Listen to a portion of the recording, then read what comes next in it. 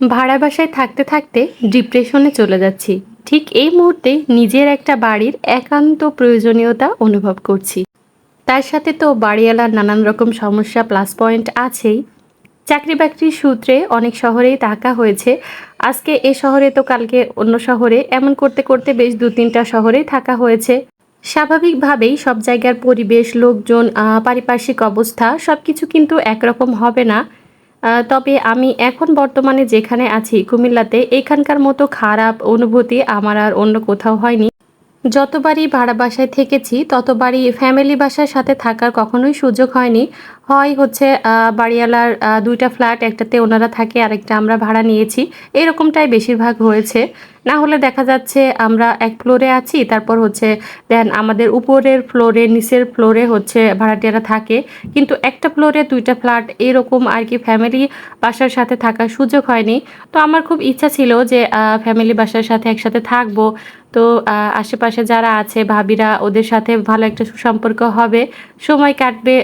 তো এই ভেবে আরকি আমি হচ্ছে আমার মেয়ের বাবাকে বলেছিলাম যে, "এবার যদি বাসা দেখো তাহলে হচ্ছে ফ্যামিলি বাসা দেখো।"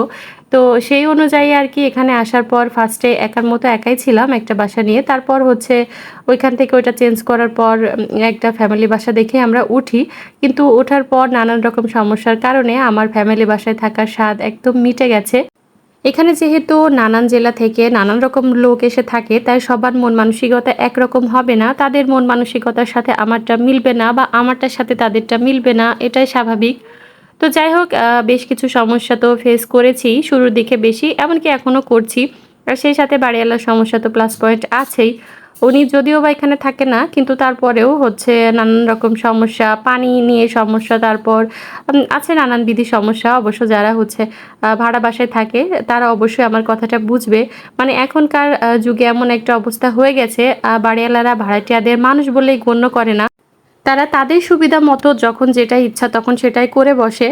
আসলে ভাড়া বাসায় থাকতে গেলে যে এই বাড়িওয়ালার সমস্যা কি পরিমাণ ফেস করতে হয়, তারা যারা হচ্ছে আমার মতো বাসা ভাড়া থাকে তারাই অবশ্য বুঝতে পারবে এই সমস্যাটা। তবে সব জায়গায় যে একরকম হয় সেটা কিন্তু না। আমরা এর আগে যেখানে থেকে এসেছি, ওই আন্টিদের বাসায় আমরা প্রায় ৪-৫ বছর থেকে এসেছি। তো ওনাদের সাথে আমাদের এতটাই গুড রিলেশন হয়েছে, এখনো পর্যন্ত তাদের সাথে আমাদের কন্টিনিউ যোগাযোগ আছে। তো সবাই যে একরকম সেটা তো আর মানে হয় না। আর সেটা চাইলেও সম্ভব না। তো এই আরকি সব মিলিয়ে এতটাই মন মানসিকতা খারাপ, যে পুরাই একদম বলতে গেলে ডিপ্রেশনে চলে যাচ্ছি। আর ঠিক এই মুহূর্তে মনে হচ্ছে অন্যের বাড়িতে আর কতদিন থাকবো? যদি একটা নিজের বাড়ি হতো তাহলে হয়তো নিজের মন মতো যা ইচ্ছা তাই করতে পারতাম।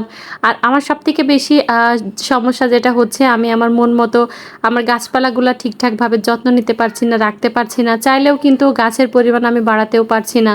এরপর আমি কয়েকটা পাখি পালি, সেগুলা নিয়েও কম বেশি একটু সমস্যা।